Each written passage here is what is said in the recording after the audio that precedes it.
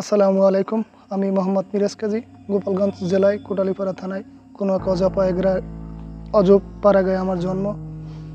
তো আমি আজকে যে ঘটনাটি শেয়ার করব, সেই ঘটনাটি আমার নিজের সাথে ঘটে যাওয়া একটি রোমহর্ষক ঘটনা, যে ঘটনার বিবরণ শুনলে হয়তো গায়ের রোম দাঁড়িয়ে যাবে। আর যেহেতু আমি পাড়াগায় জন্ম নিয়েছি, অতএব এই এই এলাকা ভিত্তিকভাবেই আমার বেড়ে ওঠা ছেলেবেলাটা আমার এখানেই কাটে। পেশাগতভাবে আমি একটা অটো ড্রাইভার। আমি বর্তমানে ইজি বাইক চালাই, কিন্তু ইতিপূর্বে আরও 5 থেকে 7 বছর আগে আমি ইঞ্জিন চালিত গাড়ি চালাতাম। আমি যে রুটে গাড়ি চালাই সে রুটটা হচ্ছে পয়সাহাট থেকে পিরারবাড়ি রোড, এবং ঘটনাটি এই রোডেই ঘটে। তো এই যে রুটে গাড়ি চালাই এই রুটের দৈর্ঘ্য হচ্ছে 12 কিলোমিটার। 12 কিলোমিটার মধ্যে 4-5টা স্টপেজ বাজে: রামশীল, তীরমুখী বাজার এবং মুসুরিয়া বাজার। তা আমার সাথে ঘটনাটা যেখানে ঘটে সেটা হচ্ছে মুসুরিয়ার ঠিক 1 কিলো দক্ষিণে। যে রুটে আমি গাড়ি চালাই সেই রোডটা হচ্ছে 12 কিলোমিটার দৈর্ঘ্য। তো এই দৈর্ঘ্য ভিতরে 5টা স্টপেজ বাজে, যেমন রামশীল স্টপেজ, তীরমুখী বাজার এবং পিরারবাড়ি বাজার, এবং মাঝখানে একটা স্টপেজ বাজে, সেটা হচ্ছে মুসুরিয়া বাজার। ঘটনাটি ঘটে মুসুরিয়া বাজারের ঠিক 1 কিলো দক্ষিণে।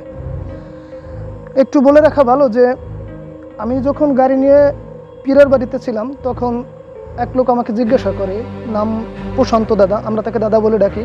প্রশান্ত দাদা আমাকে জিজ্ঞাসা করে, আচ্ছা মিরাজ, এই রুটে তো গাড়ি চালাস, তো রাত বেরাতে কখনো কি কোনো কিছু চোখে পড়েছে? তো আমি হেসে উড়িয়ে দিলাম যে না দাদা, তেমন কিছু আমি দেখিনি, আপনি কী বোঝাতে চাইতেছেন? তখন সে আমাকে বলল যে আমি অনেক দিন যাবতই এখান থেকে মাছ নিয়ে যাই মোস্তাফুর বাজারে। তো আমার সাথে নানা ধরনের জিনিসপাতি আমি দেখি, নানা ভৌতিক জিনিস দেখি। আমি সেটাকে হেসে উড়িয়ে দিই যে আসলে এটা কেমন কথাবার্তা, এরটা এতদিন গাড়ি চালাই এমন তো কোনো দিন ঘটে নাই। আমি জানতাম না যে আমার সাথেই ঠিক পরের দিনই এমন একটা ঘটনা ঘটবে। দিনটা ছিল শনিবার দিন সকালবেলা শৈলান বাবু নামে এক লোক, বাড়ি তীরমুখী বাজারের উত্তর পাশে। তিনি আমাকে বললে যে আমাদেরকে নিয়ে 5টা বাজে রামায়ণ গান গাইতে যাবো আমরা, আমাদেরকে নিয়ে যেতে হবে। তা আমি এক কথায় রাজি হয়ে যাই। শৈলানবাবু আমাকে ঠিক 5টায় তার স্টপেজে থাকতে বলে। আমি যথারীতি কথার সাথে কাজের মিল রেখে 5টা বাজেই তার বাড়ির দরজায় যাই, এবং উনি খুব লেট করে আসতে, দেখা যায় 6টা বাজে উনি আসে পৌঁছায়। তো পৌঁছানোর পরে আমি তাকে বললাম যে কোথায় যাব? তিনি বললেন তারাইল যাব। তো তারাইল এখান থেকে নর্মালি 15 কিলোমিটার দূর। আমি ওই শৈলানবাবুর গানের দল নিয়ে তারাইলের উদ্দেশ্যে রওনা দিই। তো যেতে যেতে আমাদের মিনিমাম রাত্র 10টা বেজে যায়। 10টা বাজার পরে আমরা সেখানে পৌঁছাই, এবং রাত্র 2টা বাজে তখন আমাদের ভাত খেতে দেয়, এবং এক পর্যায়ে গান শেষ হয়ে যায়। গান সমাপ্তির পরেই আমাদের ভাত খেতে দেয়।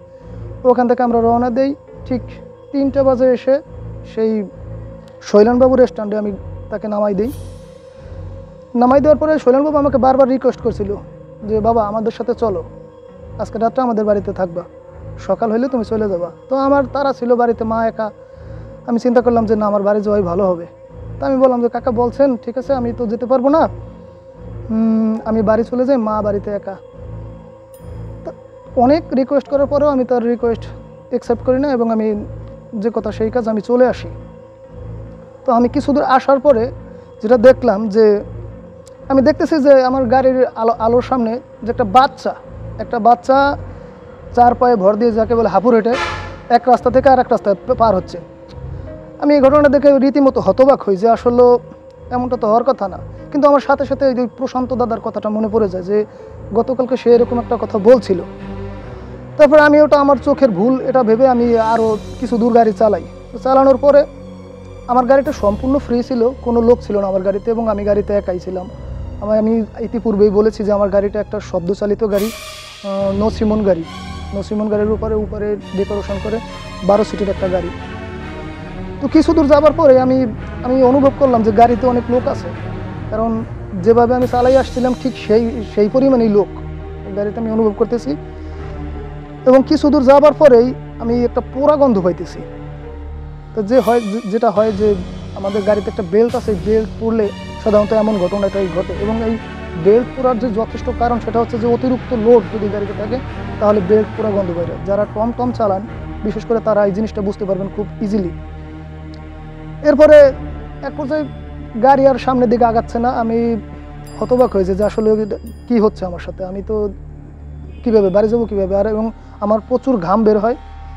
তো এক পর্যায়ে আমি গাড়ি থেকে নামার পরে দেখি যে সবই ঠিক আছে, কিন্তু গাড়ি চলতেছে না। আমার মেশিন দিয়ে প্রচুর পরিমাণে কালো ধোঁয়া বের হয়, যেটা হয় আর কি, প্রচুর লোক হইলে গাড়িতে প্রচুর লোড হইলে যে যে জিনিসটা হয় সেই জিনিসটা আমি অনুভব করতেছি। তো এক পর্যায়ে আমি গাড়ি থেকে নামার পরে একটা বিদঘুটে একটা পচা গন্ধ যা আমার নাকে এসে, এবং নাকে আসার পরে আমি বুঝতেছি যে গন্ধর উৎস কোথায়। তো এরকম অবস্থা আমার ঠিক 5 থেকে 7 ফিট দূরে একটা মহিলার মতো আমি দেখতে পাইতেছি, যার যার ভয়েসটা এমন ছিল, এরকম আওয়াজ সে করতেছে, এবং আমি প্রচণ্ড ভয় পাচ্ছি যে আমার হাড় হিম হয়ে আসার মতো।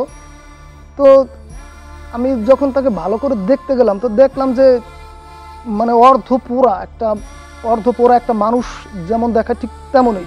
আমি দেখে তাৎক্ষণিকভাবে আমি সেন্সলেস হয়ে পড়ি। তো আমি পরে যখন আমার হুঁশ আসে, তখন আমি দেখি যে আমার আশেপাশে অনেক লোক আমাকে পানির ছিটে মিটে দিয়ে আমাকে হুঁশ করেছে, এই কথা তারা বলে।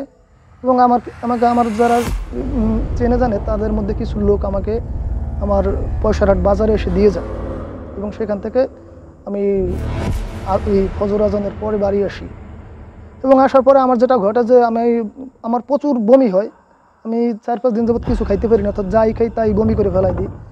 এরপরে হুজুর ছিল, কবিরাজ ছিল, তাদের দেখে আমি শরণাপন্ন হয়ে আমি সুস্থতা লাভ করি।